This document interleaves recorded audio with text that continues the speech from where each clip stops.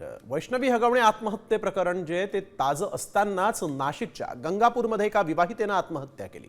भक्ती गुजराती असं तिचं नाव आहे। सासरच्या जाचाला कंटाळून भक्तीनं आत्महत्या केल्याचा आरोप तिच्या नातेवाईकांनी केला आणि या प्रकरणी गंगापूर पोलीस ठाण्यात पतीसह सासरच्यांच्या विरोधात गुन्हा दाखल करण्यात आलेला आहे।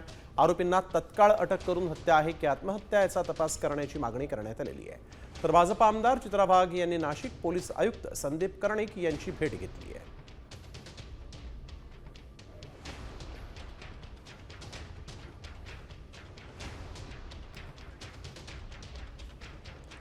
तर आपण बघतो यावेळेस आणखीन राज्यामध्ये किती वैष्णवी असाच प्रश्न उपस्थित होतोय, कारण नाशकात आपण बघतोय की भक्ती गुजराती नावाच्या या 37 वर्षीय महिलेनं आत्महत्या केली आहे।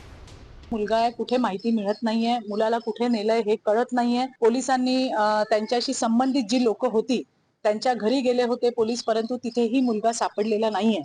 आता आणखीन काही धागेदोरे पोलिसांच्या हातात लागतायत, ते आपण फार डिस्कस करणं योग्य नाही। आज कमिशनर साहेबांनी अतिशय चांगल्या पद्धतीने ते काय करतायत, कसं करतायत, कशा पद्धतीने पोलीस यंत्रणा काम करते याची संपूर्ण माहिती दिली आहे। त्यांच्या परिवाराच्या मनामध्ये जे प्रश्न होते ते सुद्धा त्या ठिकाणी क्लिअर झालेत।